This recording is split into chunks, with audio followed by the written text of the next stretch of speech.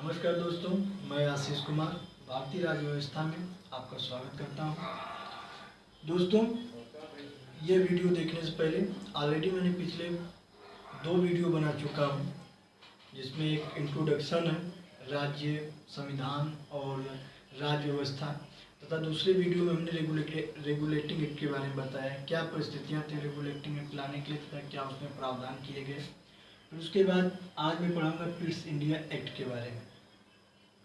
तो दोस्तों, मैंने आपसे कहा था कि अगर आप हमारा चैनल देखना चाहते हैं तो सबसे पहले सब्सक्राइब वाला बटन दबाएं तथा उसके बगल में बेल आइकन होगा, उस पर क्लिक करें, जिससे अगर मैं इस तरह की वीडियो बनाता हूं तो उसके नोटिफिकेशन जो है आपके मोबाइल पर चला जाएगा।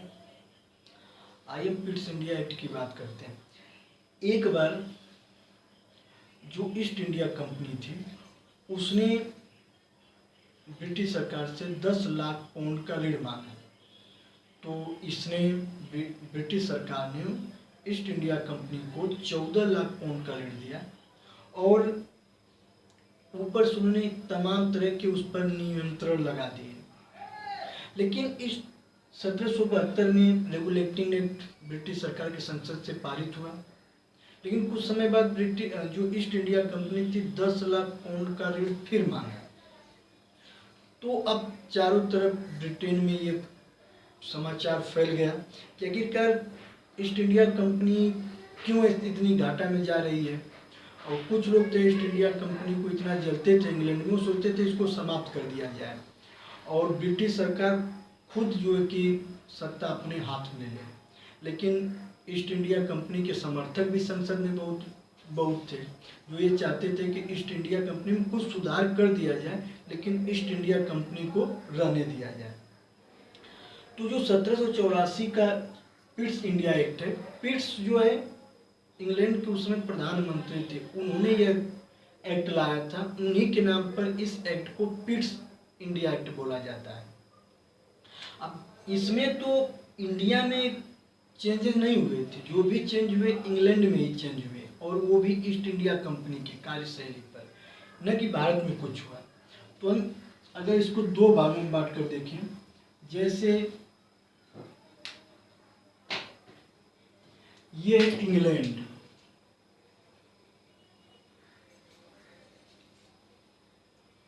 और ये भारत, इंडिया।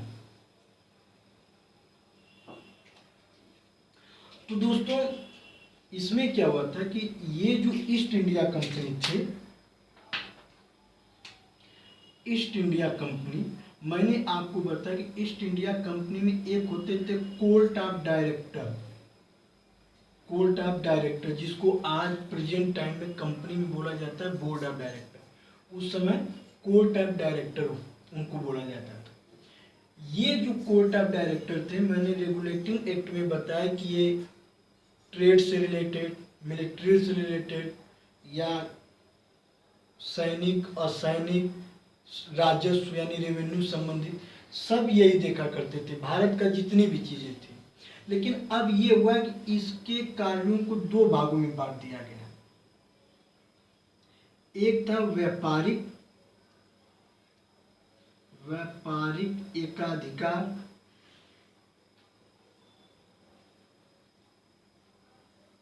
और दूसरा था राजनैतिक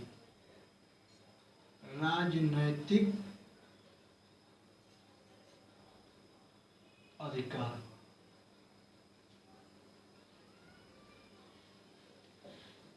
इस ईस्ट इंडिया कंपनी के जो कोर्ट ऑफ डायरेक्टर के पास पहले ये दोनों पावर थी, लेकिन अब क्या कर दिया गया कि इसको 2 भागों में बांट दिया गया। व्यापारिक अधिकार, व्यापार का मतलब जो ईस्ट इंडिया कंपनी पहले क्या काम करती थी कि पैसे लेकर जाया करती थी, पैसे से भारत में सामान खरीदती थी, कपास वगैरह, जो नील खरीदते थे लोग, ये सब खरीदते थे। फिर इसको ले जाकर साउथ ईस्ट एशियन कंट्रीज और इधर अमेरिका वगैरह, अफ्रीका में, ये सब बेच कर जो पैसा होता था इंग्लैंड लेके जाया करते थे। तो वो ट्रेड का अधिकार दे दिया गया कि आप ट्रेड करिए, उस पर कोई हम लोगों को आपत्ति नहीं है। और इस पर एकाधिकार मतलब ईस्ट इंडिया कंपनी ही केवल भारत के साथ व्यापार कर सकती थी और इंग्लैंड की जितनी भी कंपनियां थी, ईस्ट इंडिया कंपनी के अलावा कोई कंपनी भारत से व्यापार नहीं कर सकती थी। इसका एकाधिकार था। एकाधिकार का मतलब केवल एक ही व्यक्ति व्यापार कर सकता है। तो केवल ईस्ट इंडिया कंपनी भारत के साथ व्यापार कर सकती थी। मैंने बताया कि रेगुलेटिंग एक्ट में जो निजी व्यापार, जो CCCS के जो कैंडिडेट होते थे वो निजी व्यापार करते थे, उस पर तो प्रतिबंध लगा दिया गया था। तो केवल व्यापार कंपनी कर सकती थी और उसके कर्मचारी जो थे वो भी व्यापार नहीं कर सकते थे। निजी वाला उसी में प्रतिबंधित कर दिया गया था। जो इसको तो इस तरह छोड़ दिया गया, इस पर कोई, जो ब्रिटिश सरकार थी उसने कहा आप करते रहिए, लेकिन राजनीतिक अधिकार जो था उस पर गवर्नमेंट, ब्रिटिश सरकार ने क्या किया कि इस पर एक बोर्ड ऑफ कंट्रोल बिठा दिया। बोर्ड ऑफ कंट्रोल, नियंत्रक बोर्ड, बोर्ड ऑफ कंट्रोल। इसमें जो होते थे 6 सदस्य होते थे, 6 सदस्य हुआ करते थे बोर्ड ऑफ कंट्रोल में। और इसमें से जो थे, ये जो ब्रिटिश गवर्नमेंट थी,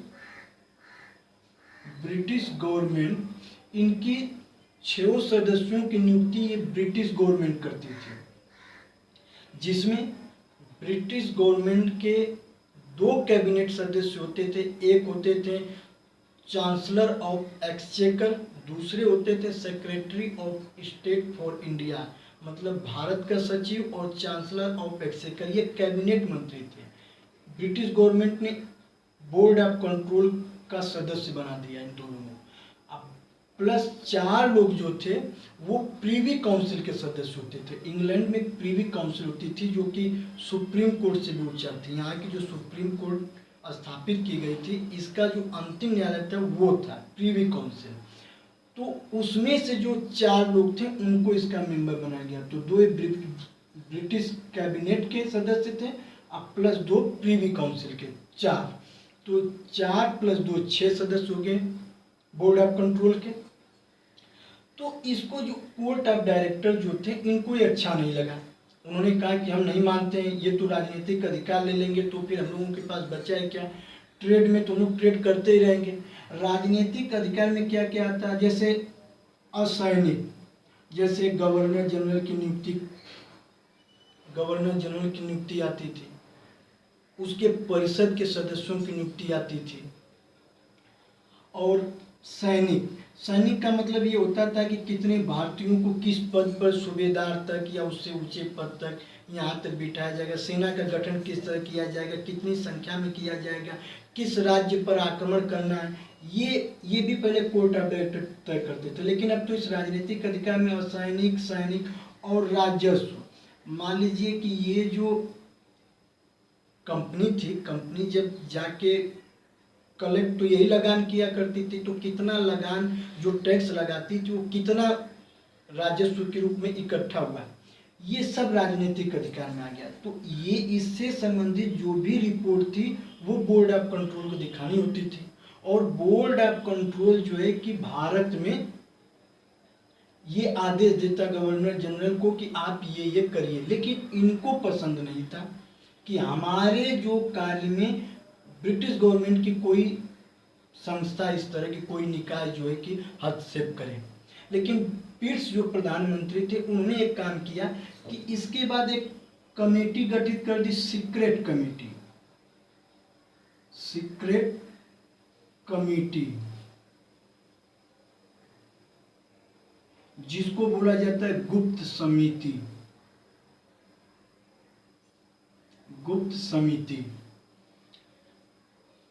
इसके जो इसमें 3 मेंबर होते थे और तीनों जो सदस्य हुआ करते थे वो इस कोर्ट ऑफ डायरेक्टर के जो सदस्य थे वही गुप्त समिति के भी सदस्य हुआ करते थे। तो 3 लोगों को यहाँ बिठा दिया जाता था।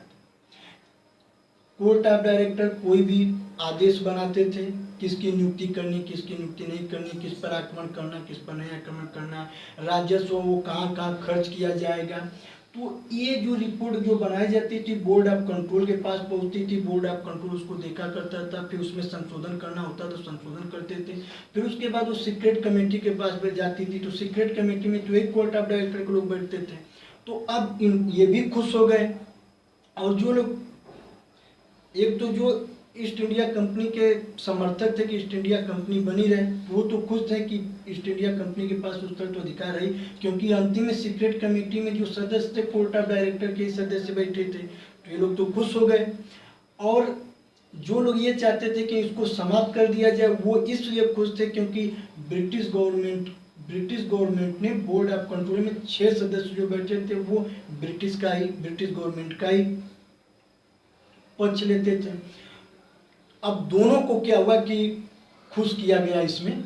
और ये सीक्रेट कमेटी क्या होती थी कि भारत में गवर्नर जनरल को कोई भी आदेश यहाँ से जाता था कि गवर्नर जनरल को क्या करना है क्या नहीं करना है, ये सीक्रेट कमेटी लेती थी। तो ज़्यादातर चेंजेस ये जो हुए वो इंग्लैंड में हुए। अब भारत में क्या हुआ कि मैंने आपको रेगुलेटिंग एक्ट में बताया कि जो पहले गवर्नर ऑफ बंगाल था उसको गवर्नर जनरल ऑफ बंगाल कर दिया गया था, लेकिन इस एक्ट में क्या किया गया, ये गवर्नर जनरल ऑफ बंगाल, ये तो रेगुलेटिंग एक्ट जो था, रेगुलेटिंग एक्ट में बंगाल के गवर्नर को गवर्नर जनरल बंगाल कहा जाने लगा। उसकी सहायता के लिए 4, तो ये जो रेगुलेटिंग एक्ट में इस गवर्नर जनरल बंगाल की सहायता के लिए 4 लोगों को बिठाया गया था परिषद में, इन 4 लोगों को। तो इसमें क्या किया गया, 1784 के पिट्स इंडिया एक्ट में भारत में इतना किया गया था कि इसको हटा दिया गया, परिषद में केवल 3 ही सदस्य रहेंगे। तो बस यही था पिट्स इंडिया एक्ट 1784। ज़्यादातर चेंजेस इंग्लैंड में हुए। कोर्ट ऑफ डायरेक्टर के जो अधिकार थे, व्यापारिक एकाधिकार, राजनीतिक अधिकार बांट दिए गए। व्यापार पे इसका एकाधिकार बना रहा है। राजनीतिक अधिकार पर जो कि बोर्ड ऑफ कंट्रोल जो कि इसको रिपोर्ट दिखानी पड़ती थी, अनंतोगत्वा सीक्रेट कमेटी उसमें संशोधन करे, सिफारिश करे, उसके बाद वो गवर्नर जनरल के पास भाग में पहुंच जाती थी वो आदेश। और इसमें जो 4 सदस्य थे उनको 1 कम करके 3 कर दिया गया। तो ये था पिट्स इंडिया एक्ट 1784। अब इसके बाद हम अगला पढ़ाएंगे 1793 का चार्टर एक्ट। तो चलिए वो देखते हैं। तो ये जो द चार्टर एक्ट ऑफ 1793, इसमें केवल हमें 3 ही पॉइंट के बारे में पढ़ना है। 3 पॉइंट, हालांकि इससे क्वेश्चन नहीं आता 1793 के चार्टर एक्ट से, लेकिन अगर आ जाए तो उसके लिए इसमें 3 जो बिंदु है बहुत महत्वपूर्ण है और उसी के बारे में पढ़ेंगे। जैसे 1800 के करीब या 18वीं सदी के उत्तरार्ध में आप जानते हैं कि औद्योगिक क्रांति हुई थी। तो क्रांति का मतलब जो औद्योगिक क्रांति हुई थी उसमें प्रोडक्शन एकाएक बढ़ गया। जैसे पहले 10 का प्रोडक्शन किसी वस्तु का होता था तो ये 1000 का हो गया। तो इस तरह बढ़ रहे थे प्रोडक्शन। तो ये था कि अब सभी जो वहाँ के पूंजीपति थे, जो उद्योगपति थे, वो अपना सामान सोचते थे किसी न किसी देश में बेचे, क्योंकि अपने देश में अगर बेचेंगे तो बहुत सारे उद्योगपति थे, सब प्रोडक्शन करते थे। अगर वस्तु ज़्यादा हो जाए, आपूर्ति ज़्यादा हो जाए, मांग कम हो, तो क्या होता है उस वस्तु का दाम घट जाता है। अतः ये लोग बाजार खोजने लगे और बाजार में भारतीय बाजार था, जनसंख्या भी थी यहाँ पर, तो यहाँ पर लोग खपा सकते थे। लेकिन व्यापार का जो एकाधिकार तो कंपनी के पास था, केवल कंपनी के अलावा कोई व्यापार नहीं कर सकता था, केवल कंपनी कर सकती थी। तो पहला जरूरी था कि इंग्लैंड के जो उद्योगपति थे वो यही चाहते थे कि कंपनी को के जो व्यापारिक एकाधिकार उसको समाप्त कर दिया जाए।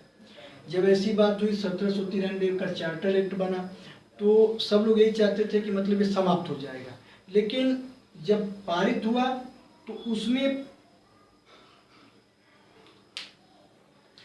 इसमें पहला प्रावधान किया गया कि जो कंपनी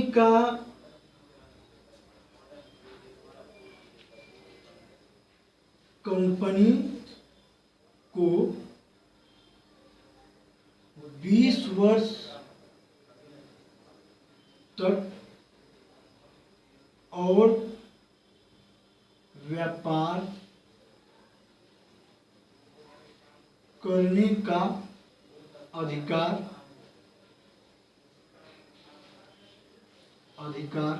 दिया गया। इसमें हुआ कि कंपनी को कह दिया गया कि आप 20 वर्ष तक और व्यापार कर लीजिए, उसके बाद आपका जो एकाधिकार वो समाप्त कर दिया जाएगा। दूसरा पॉइंट हमने 1784 में पढ़ा था कि जो बोर्ड ऑफ कंट्रोल के जो 6 सदस्य थे, ये काम किसके लिए करते थे? भारत के शासन से संबंधित कार्य करते थे। तो ये है कि बोर्ड ऑफ कंट्रोल के सदस्यों को वेतन कहाँ से दिया जाए? तो ये हुआ कि इनको वेतन जो है, बोर्ड ऑफ कंट्रोल के सदस्यों को वेतन भारतीय राजस्व से दिया जाए। भारतीय राजस्व से दिया जाए।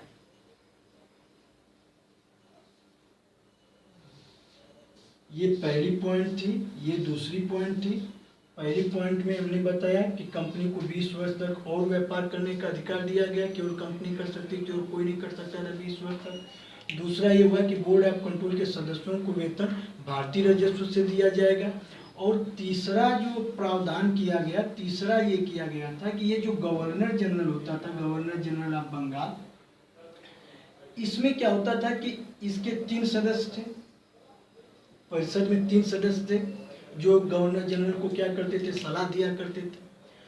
अब ये हुआ कि ये गवर्नर जनरल कोई ऐसा मुद्दा हो जहां की भारत या ब्रिटिश सरकार के हित को खतरा हो, तो ये इनकी परिषद के निर्णयों को मानने से इनकार कर सकता था। ये क्या करता गवर्नर जनरल ऑफ बंगाल? इनके निर्णयों को मानने से इनकार कर सकता था या रद्द कर सकता था। तो ये 3 पॉइंट थे 1793 के चार्टर एक्ट में। कंपनी को 20 वर्ष तक और पुनर्जीवन दिया गया। बोर्ड ऑफ कंट्रोल के सदस्यों को भारतीय राजस्व वेतन दिया जाएगा।